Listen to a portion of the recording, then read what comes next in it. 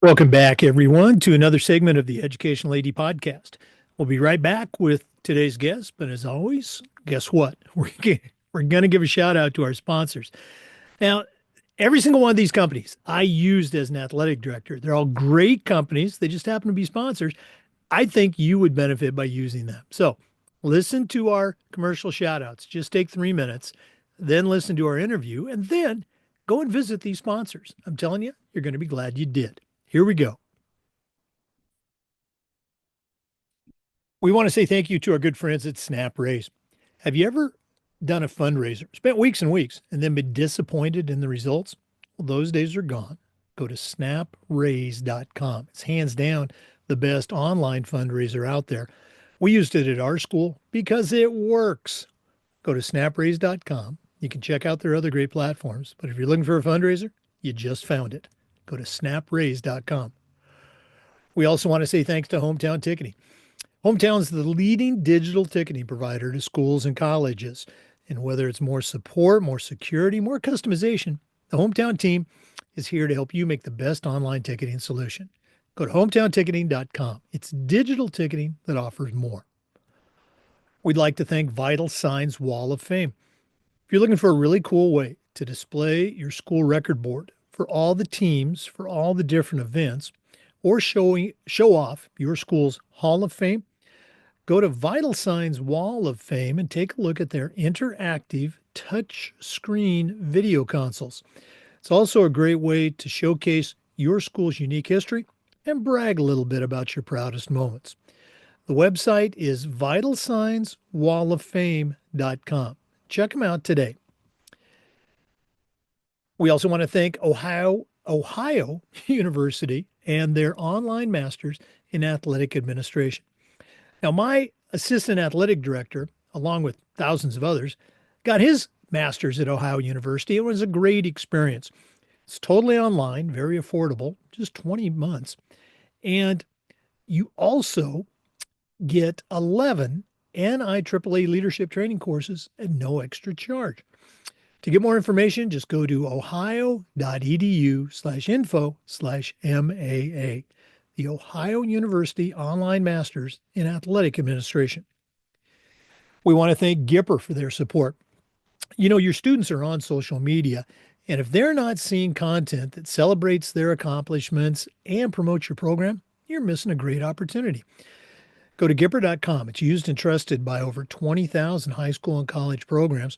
And their team's going to have you creating world-class content in seconds, whether it's a social media post celebrating a big win or a newsletter that tells your entire area all the great things your coaches and kids are doing.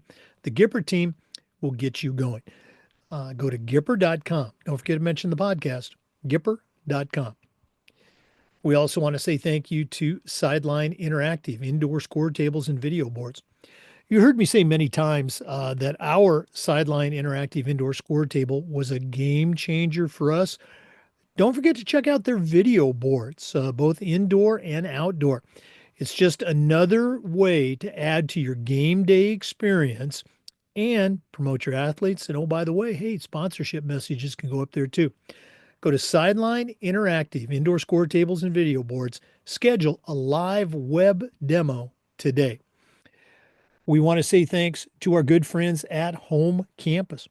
Home Campus is one of those platforms you're going to use every single day, whether it's scheduling or rosters or results. Their student athlete eligibility and clearance platform alone is worth the price. Go to homecampus.com to get started. That's it, homecampus.com. We'd like to thank Huddle for their support. As a football coach, I used Huddle for years, but when I became an athletic director, I made sure that our school was a Huddle school. And our coaches, all of our coaches, just loved the tools that Huddle provided. Our student athletes loved the videos. Our parents loved the streaming, but there's so much more. Go to huddle.com. Join the 8 million users. Turn your school into a Huddle school. And we want to thank Athletic Surveys by LifeTrack. You know, at my school, we use surveys for everything, for kids, coaches, parents, and the information that would come back was almost always over the top positive, but it also allowed us to hear from those squeaky wheel parents or even student athletes. And it gave us a chance to hear their concern and address it and keep it from turning into something big. But having that positive data, that 98%, was incredibly valuable, especially when you're visiting with a frustrated parent or student athlete, or maybe your principal or even your school board. Go to athleticsurveys.com. They're going to create a custom survey that lets you take the pulse of everybody in your program. That's athleticsurveys.com.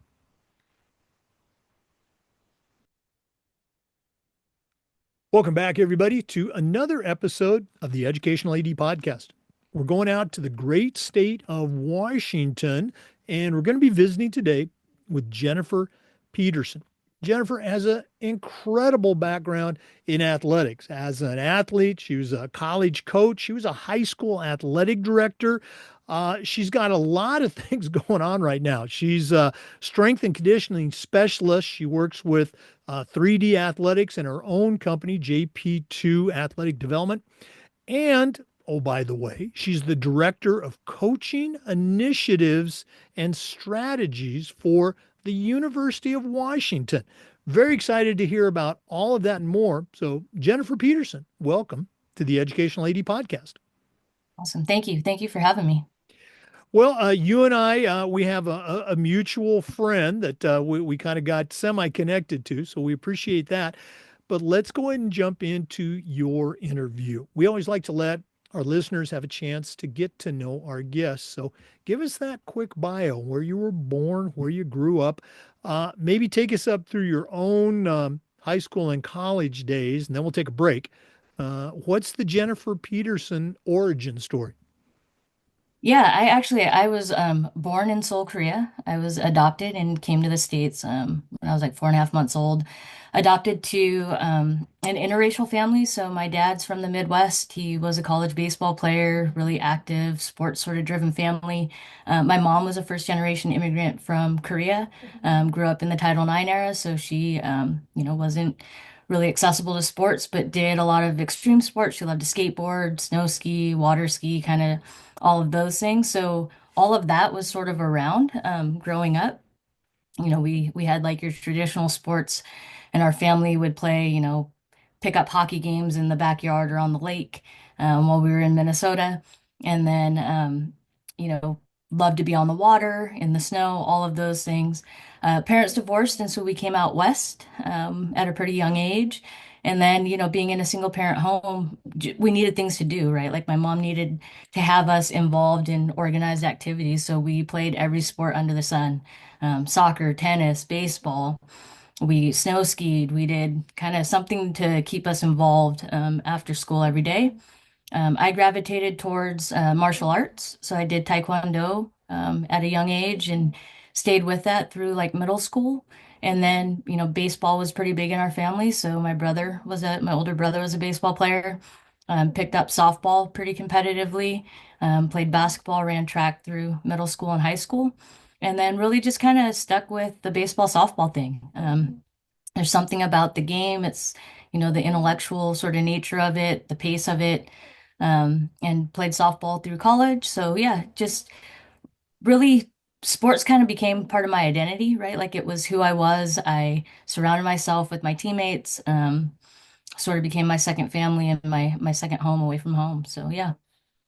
Well, and again, I always love to hear the stories. Moving to the Northwest, you got involved. You mentioned that you did a variety of sports growing up. Um, was did you ever feel any pressure? Probably not in middle school, but in high school. Jen, you shouldn't be playing soccer. You should focus on track. Was there any sort of pressure for you to specialize while you were still in high school? I actually had coaches that saw the benefit. I think they were physical educators, so they saw the benefit of being a Yes. multi-sport athlete. And so we actually were encouraged to just be involved in as much as possible. I would say that shifted a little bit, like my sophomore and junior year in high school.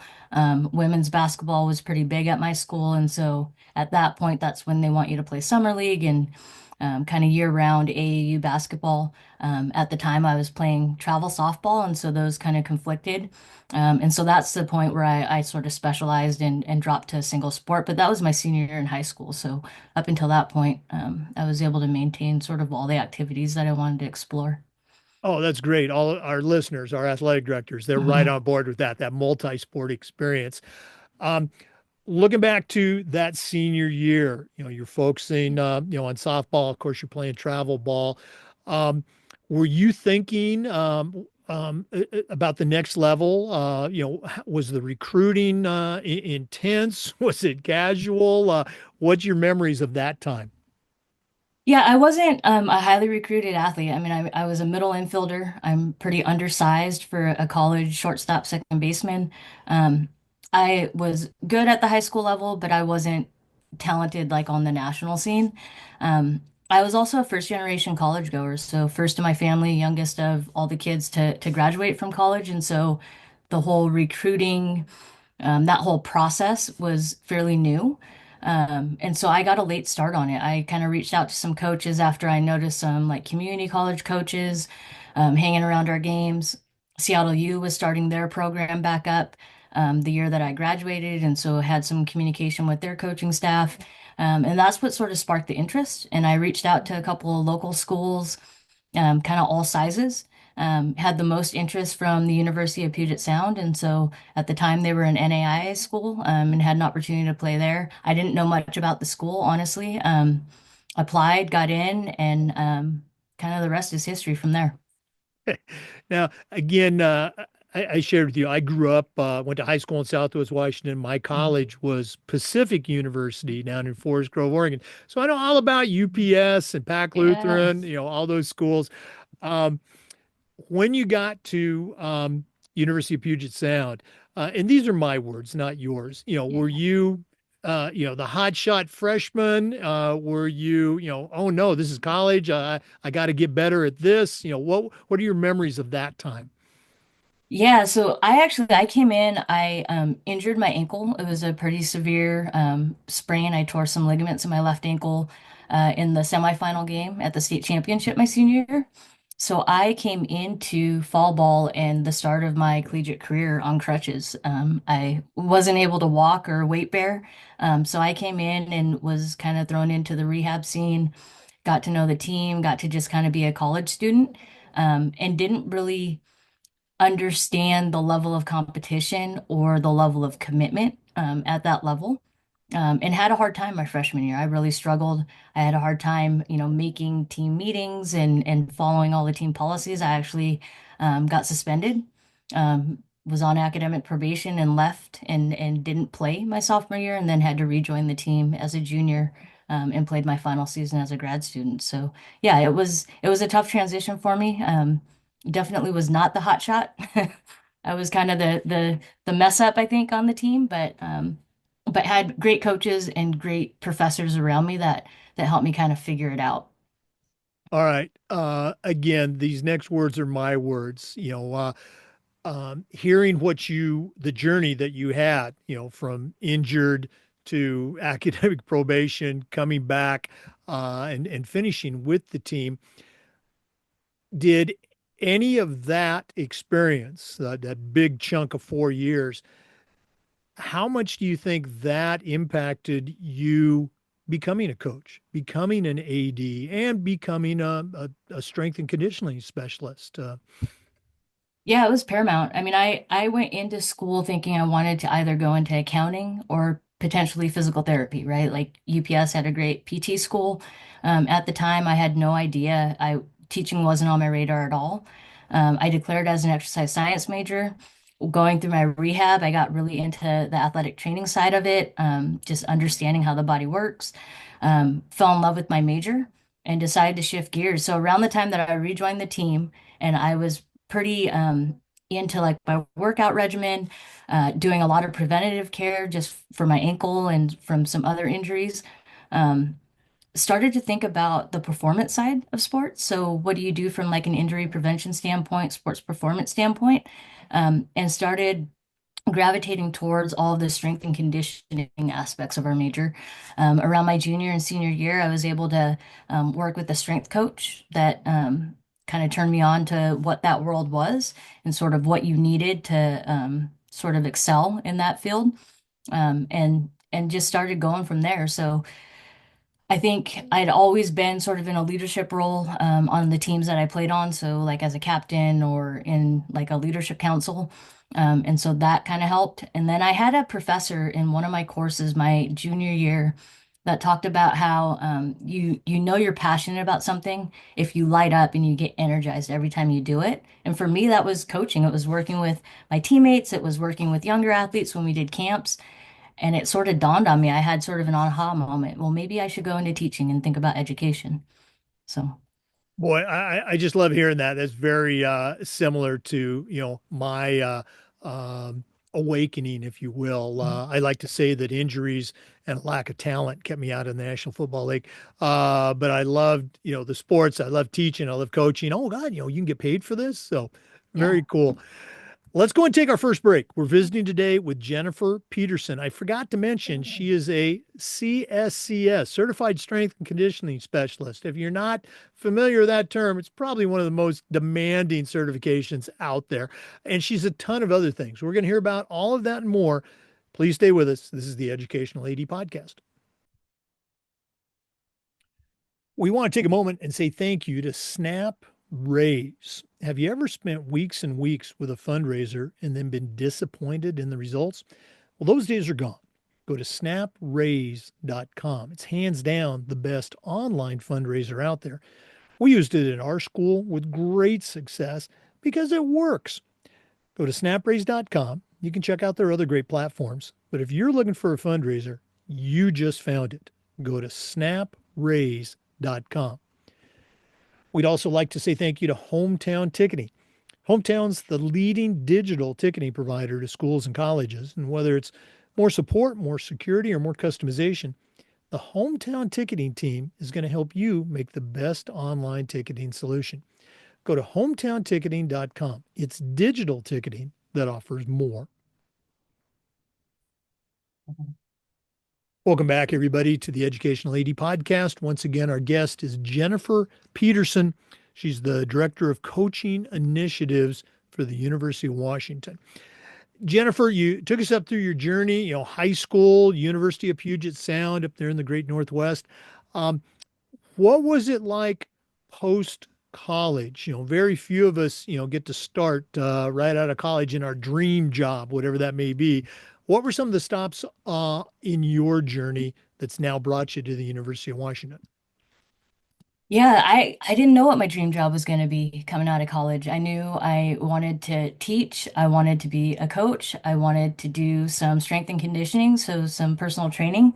And there wasn't a job that mixed all three of those, so I did all three of them. I got a job teaching at a local high school. I was volunteer coaching at the University of Puget Sound, and I was their strength and conditioning coach. Sort of made that work, navigated and bounced back and forth between high school and college, doing a mix of coaching and teaching and some personal training on the side. Eventually got hired on as the head softball coach at the University of Puget Sound, cut back on my teaching load and was still doing some performance training on the side. I had linked up with some sports medicine professionals in the area, and so I did what's called post-rehab care, primarily for youth athletes. So coming off of significant injuries, things like ACL tears, spinal fractures, when their physical therapy benefits would run out, but they weren't quite ready to return to the field. I sort of helped fill that gap with some performance training and some specialized movement training. Um, I realized I didn't want to be a lifelong sport coach at the college level. I missed sort of being an educator, being in a classroom, the teaching side of things. And so I left. I went back into education, took a job at Franklin High School in Seattle. Demographically, it was the type of student body that I had wanted to work with when I got into education, looking at sort of a minority majority school, under-resourced. Sort of an urban setting. And so kids that kind of came from a background similar to mine, just lower income, facing some challenges getting to college and beyond. There were a lot of leadership opportunities. I did some curriculum work there.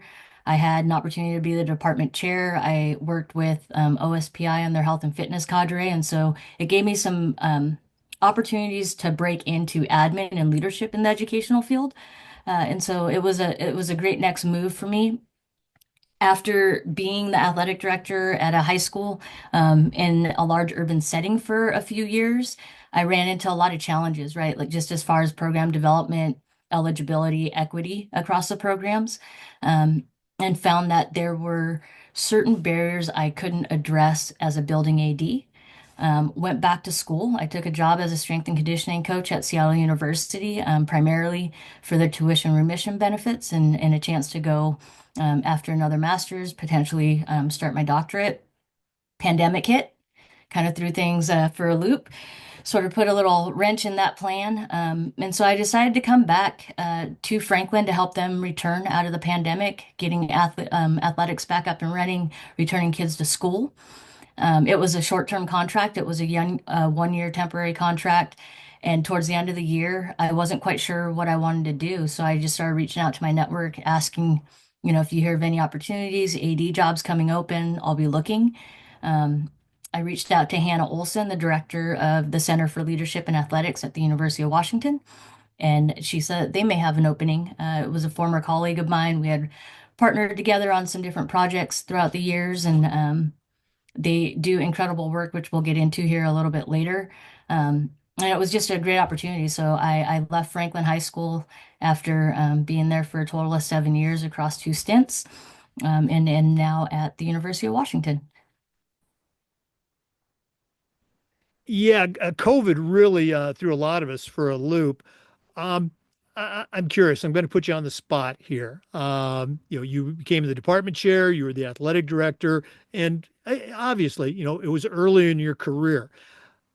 What did you do as a leader and, as a young leader to help connect, manage your coaches, help them with professional development, coach them up, challenge them to be the best coach they could be for the kids. And also, there's probably some management there. There might be somebody thinking, well, who's this, young hotshot department chair ED? How did you navigate that? Yeah, honestly, in both roles, being the department chair, I came into a department where all of the teachers on staff had been there for at least 10 years plus, and I was coming in as a fairly young teacher. I mean, I had taught before, but it was my first year at Franklin. And then when I transitioned to the AD role, really similar. We had a lot of coaches on staff that had been there a long time. Um, I was a new AD. It was my first time as a high school athletic director. So really what I did in both of those situations was I tried to listen, right? Like as much as possible rather than coming in and saying, here's my 5 point plan, making all these drastic changes on day one. I needed to understand the program first. So I met with all my coaches, I met with the teachers of that department. I just talked with them and tried to understand where the program had been, where the program was right then, what the biggest challenges and needs were, and what they saw as far as like the strengths and what they're already doing well. So I could figure out what my plan was going to be, right? Like I already had a vision of where I wanted to take both programs, but I needed to know where to start and I needed to know where to meet all of my staff, my coaches, my teachers, all of my resources, I guess you could say, and stakeholders, where I had to meet them in order to bring them along. And then where to start first, right? Like, what are the biggest needs? For us, it was around security and facility management. And I knew that that was kind of low-hanging fruit. If we could create some systems around just tightening up building security, there's lots of entry points to the gym at Franklin High School. It's located right in the center of the city, up against a couple of main thoroughfares. And so there's a lot of public access to the building. So just trying to get the building really secure, having some systems and protocols in place for how we do that. That was really low-hanging fruit where I could gain some instant credibility and gain some trust with my administrators, with my staff, and show that I had the skills and the knowledge to be able to problem solve and work with them to address some of their highest areas of need, and then continue to work out from there. Wow. Great plan, if you will, for our listeners of how to come in and not be that, you know, whirlwind and change everything, but kind of assess where you're at. I love your expression, the low hanging fruit. Hey, we can fix this. Um, Looking back at your time at Franklin, and as you mentioned, it was over, two stints, but looking back, what's something that, you're most proud of during your time there as an AD?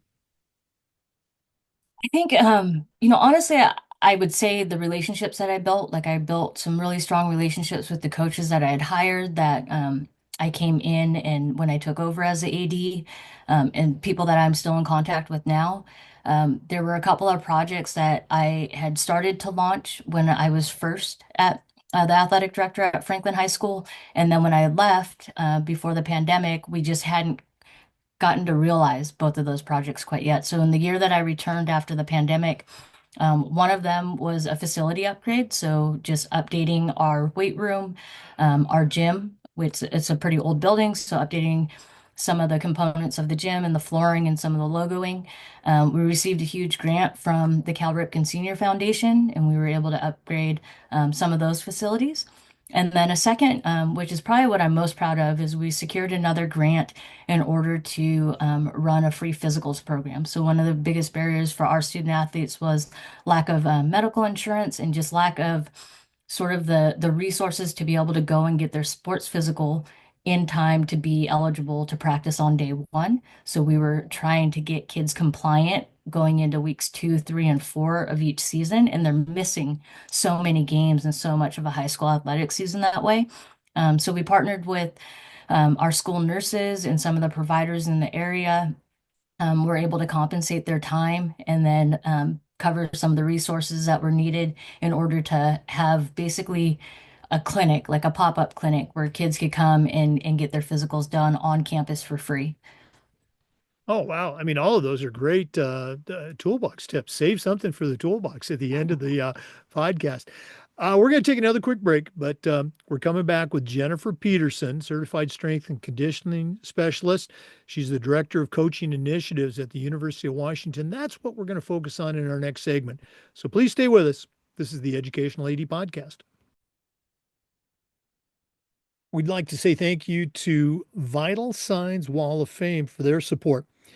If you're looking for a really cool way to display your school record boards for all the teams, for all the different events, or show off your school's Hall of Fame, go to Vital Signs Wall of Fame and take a look at their interactive touch screen. That's right, touch screen video consoles. They're also a great way to share your school's unique history and brag a little bit about your proudest moments. The website is vitalsignswalloffame.com. Check them out today. We'd like to say thank you to Ohio University and their online masters in athletic administration. Now, my assistant athletic director, along with thousands of others, got his master's degree from Ohio University, and it was a great experience. It's very reasonable, just 20 months, totally online.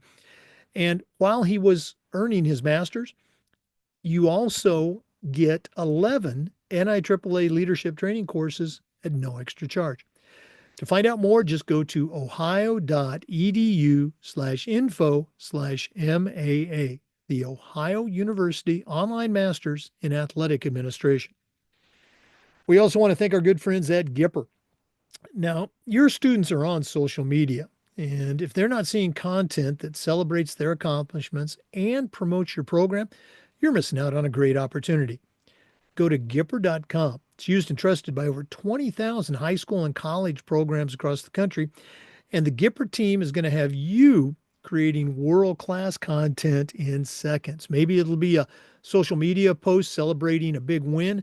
Maybe it's a newsletter that's telling everybody about all the great things your athletes and your coaches are doing. Either way, you'll find it all at Gipper.com. Don't forget to mention the podcast. That's Gipper.com. Hey, welcome back, everybody.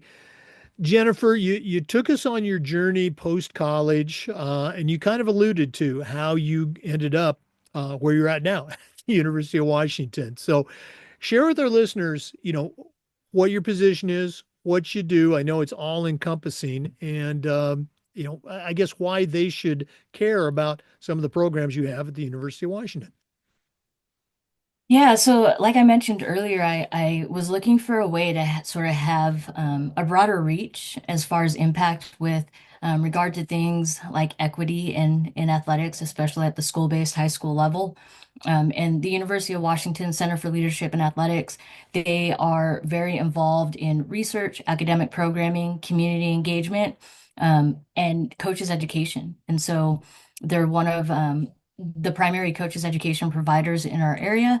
I had a chance to come on board with their coach development team as a teaching associate and coach developer. So technically, my role, I'm a teaching associate in the College of Education. I teach some of our undergraduate courses and assist with our internship programming for our graduate program. So we run a master's in education and intercollegiate athletic leadership. So I assist with some of that programming. But primarily my role is in coach development. So I help with, we do coaches education. We run like professional development and trainings around the area, region, and actually nationally.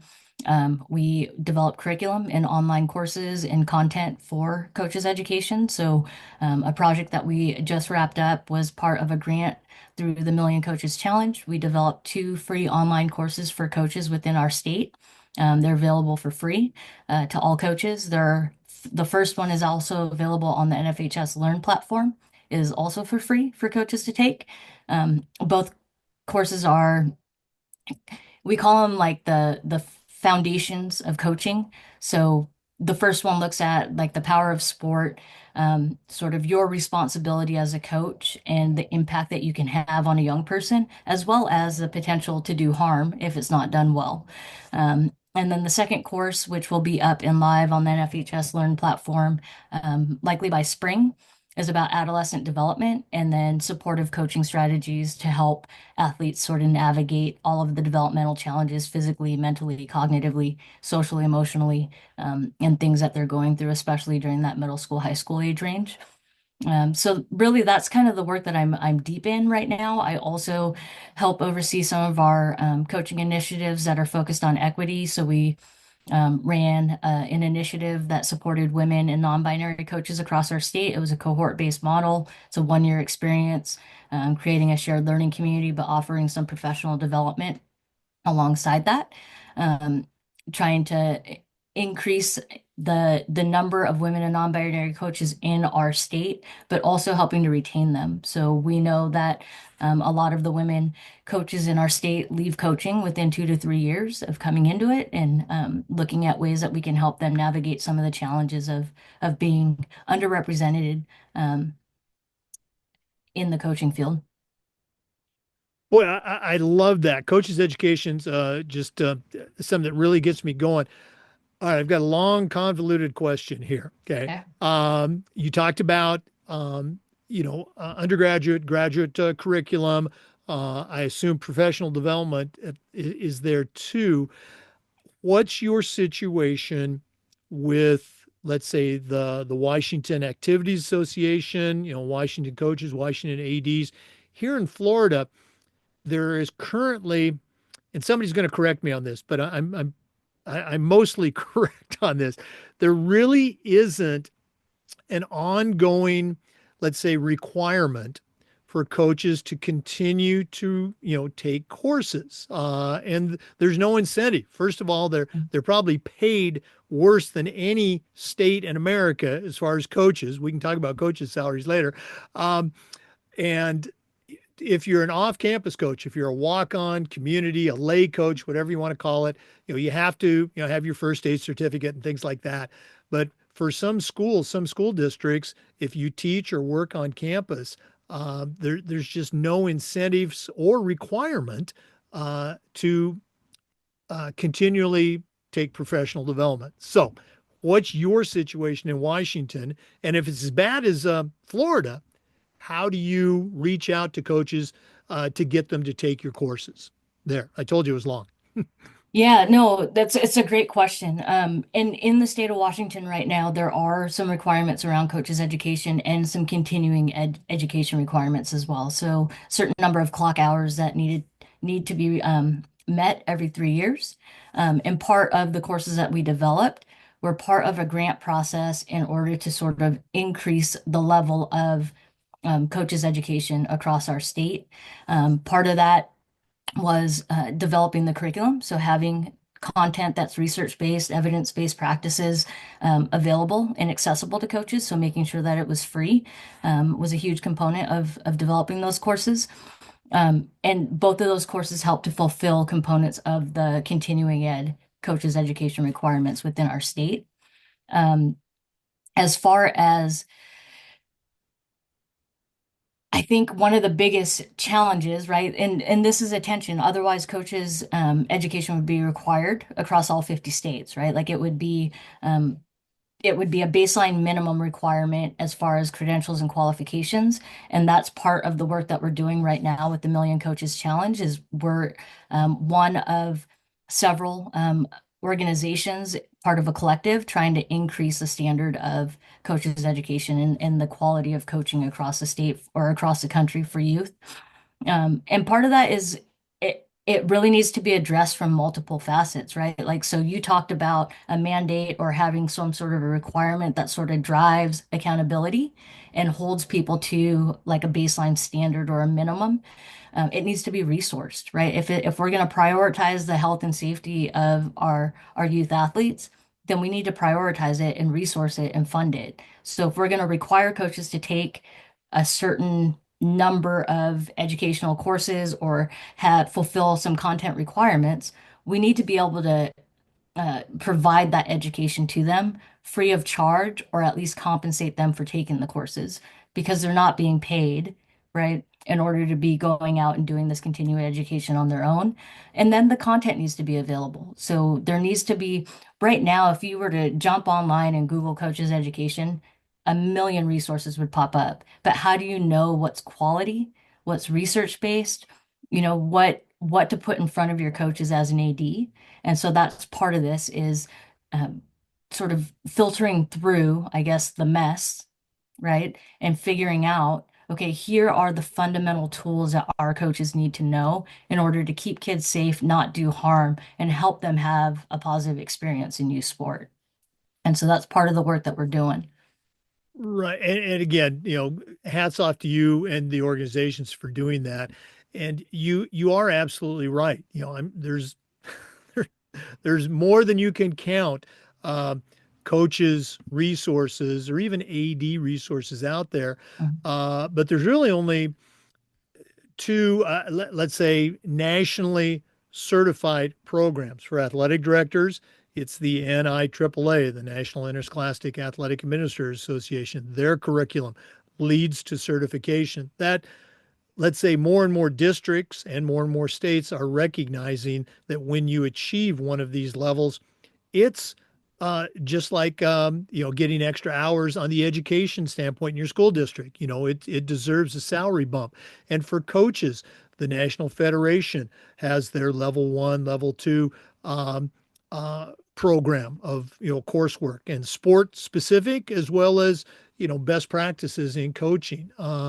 So how do we, and this is, I don't have the answer, but, how do we, you know, make, I guess, the powers that be realize that this is some important stuff and, we just need to fund it.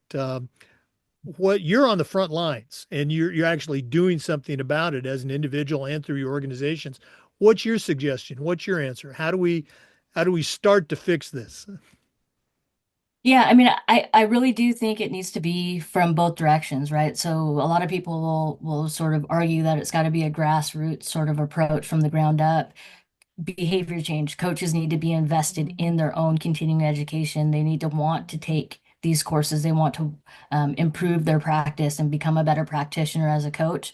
And then on the other end of the spectrum, you have people that say, well, you need to pass policy and requirements that will drive the change and the accountability. And I really think that you need both, right? And so that was sort of the approach we took in developing these courses was with the hopes that there would be some sort of policy change that would come alongside it. So whether that's at the state level in something legislative whether it's at the state level through the association passing an amendment around coaches' education, whether it's districts passing their own, whatever it might be.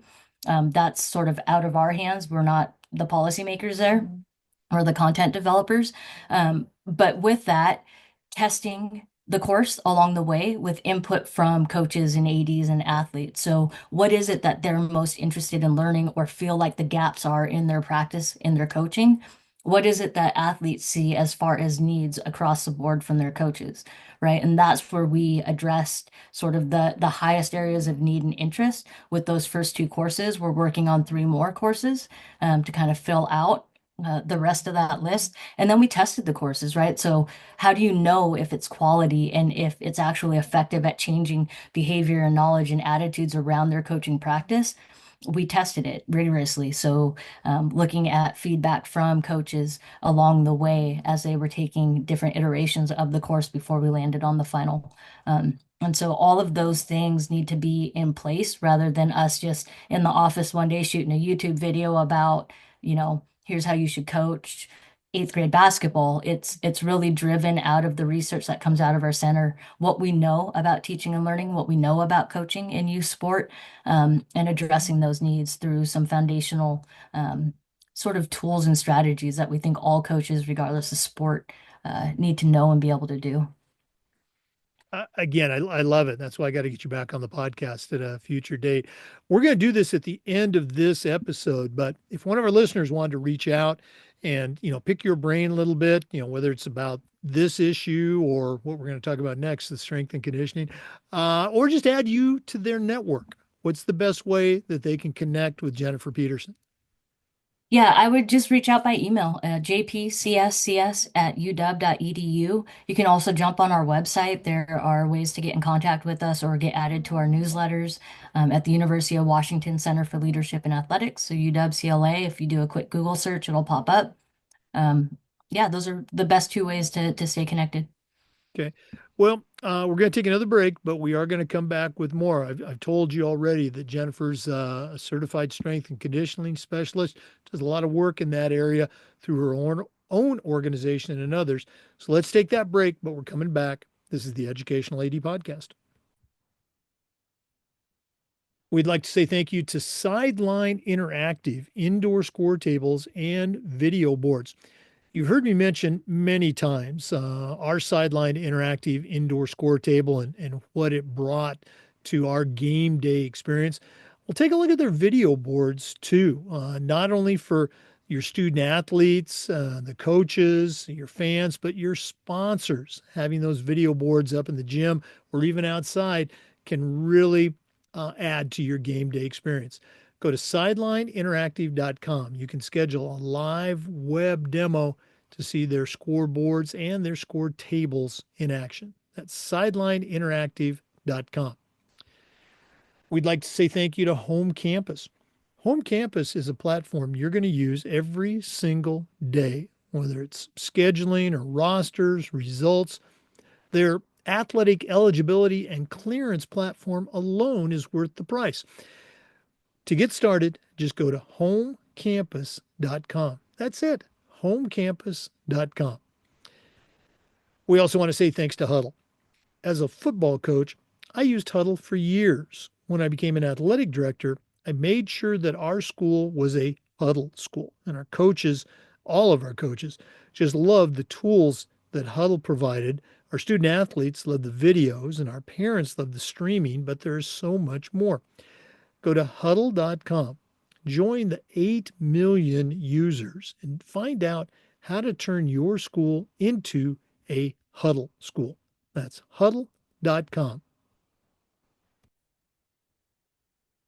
Welcome back, everybody, to the Educational AD Podcast. Jennifer, you and I were talking during our little break, and you mentioned the Game Changers Initiative. I think that's really cool, something our listeners would like to hear about. Can you explain what that is and how you're involved? Yeah, so I had the opportunity when I joined the University of Washington to oversee an initiative that focused on supporting women and non-binary coaches across our state, primarily middle school and high school coaches, so school-based coaches. We know that under 30% of youth coaches are women or non-binary coaches, which is not representative of the number of athletes.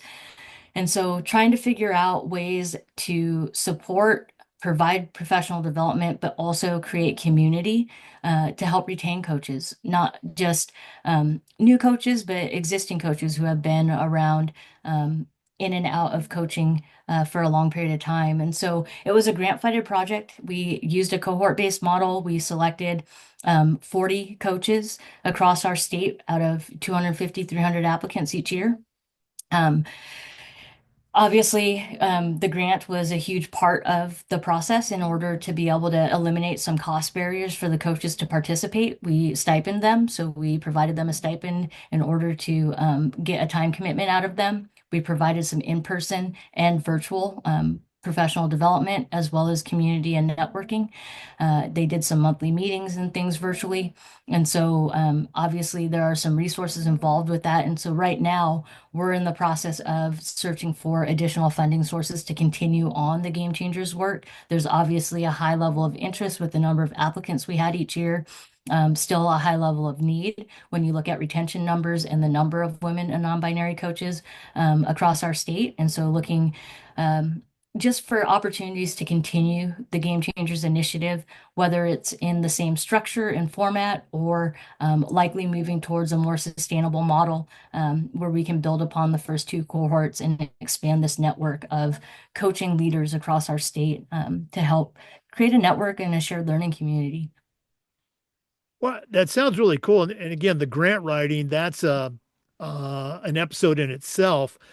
Um, the group of coaches that you ended up with, for our listeners, if you're not familiar with Washington, it's like most states. It's got population centers, it's got tiny towns, it's got, Puget Sound and all things Seattle, and then you've got, the orchards and fruit groves and the deserts in eastern Washington. You got it all.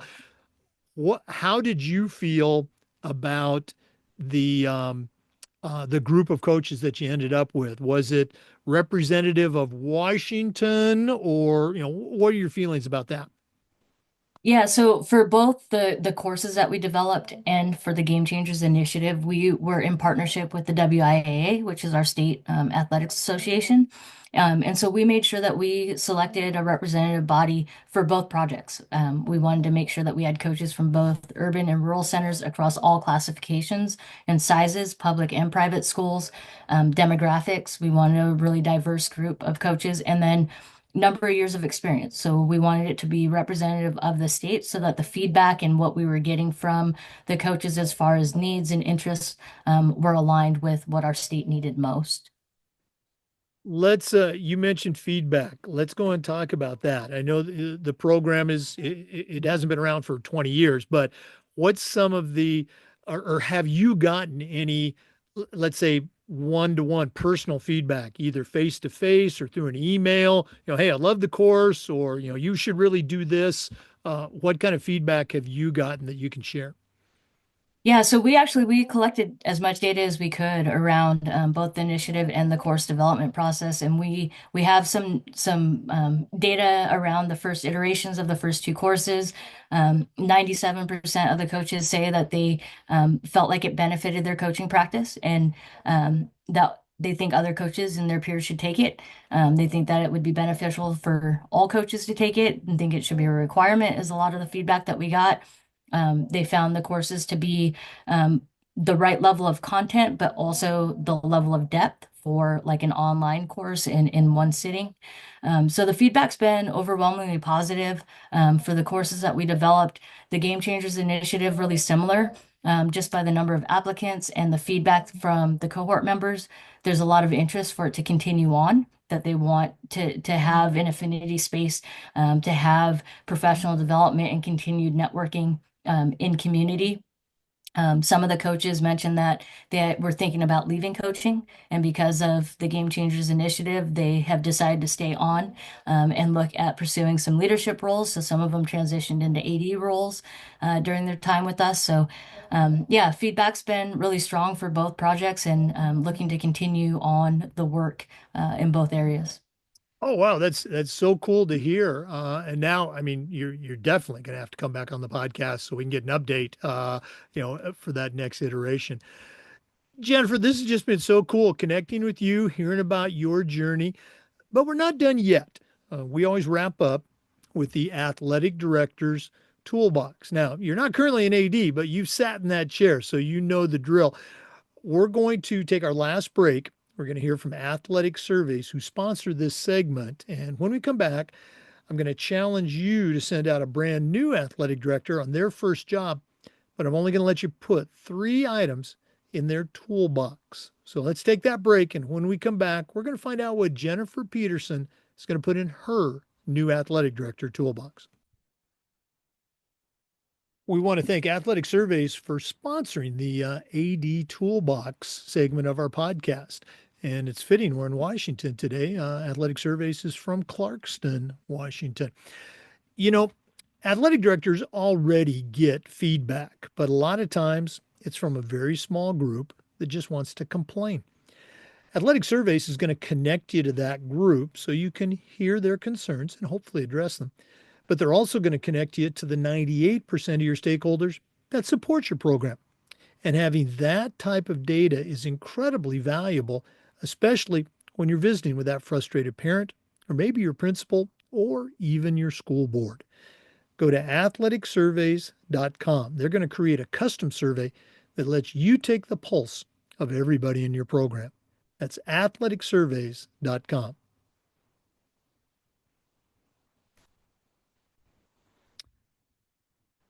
Well, it's that time of the podcast. We've been visiting today with Jennifer Petersen from the University of Washington. Has an incredible background in athletics as a coach, as an AD. But right now, I'm going to challenge her to send out a brand new athletic director on their first job, but I'm only going to let her put 3 items in the toolbox. So, Jennifer, what 3 items are going to go into your new athletic director toolbox? Yeah, let me list them off and then hopefully I'll have a little time to explain these out. One would be the ability to connect. Two, creating a strong support system. And then three, trying to build as many systems along the way as possible. Those were sort of the three things that I think I leaned on the most in my first year as an AD. So the first is connection. I mentioned this kind of earlier in the podcast, being able to connect with as many stakeholders as possible and learn as much as you can about the program that you're taking over and inheriting as possible. You need to know where to begin and you need to be able to meet the program where it's at.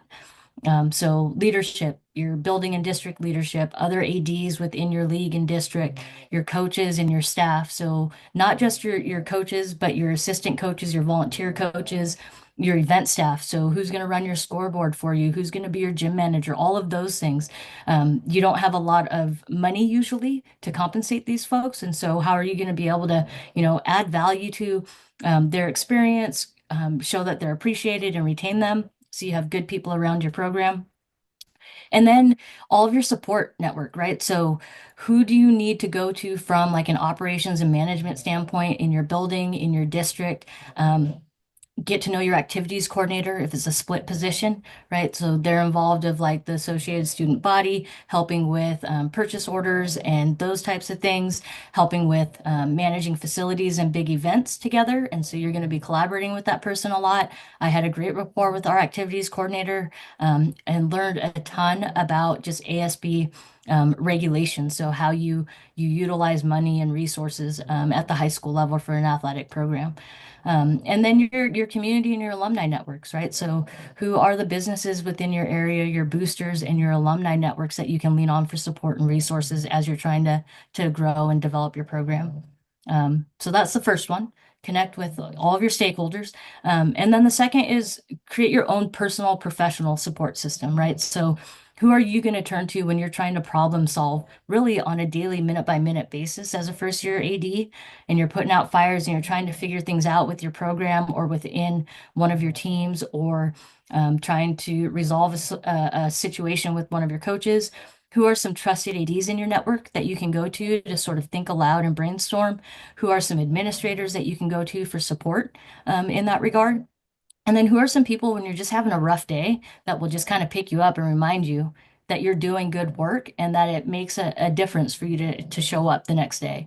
And then the third in that is I think systems can really automate a lot of things for ADs, right? So there's a ton of tasks on your daily task list as a high school athletic director.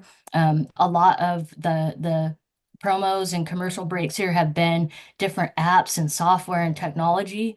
A lot of those things can make your life a lot easier to free your time up to actually do the program development work that you want to do. Otherwise, you can get buried in the scheduling, the facilities management, all of the operational aspects. So creating really good systems that are efficient around things like scheduling, facilities, eligibility, all of those sort of daily tasks. If you do the work on the front end, it saves you time on the back end so that you have time to get out to practices, to build rapport with your coaches, to be around games, to figure out, find boosters and sponsors and supporters for your program so that you can add things like equipment or uniforms or expand leadership development trainings for your coaches or your athletes, right? Like all of those things that you want to get to, you have to free up the time in order to focus on those projects, especially as a high school AD. And then kind of a small part of that too is it also builds in a little level of protection, right? Like as an athletic director, you're sort of at the top of risk and liability for your athletic program.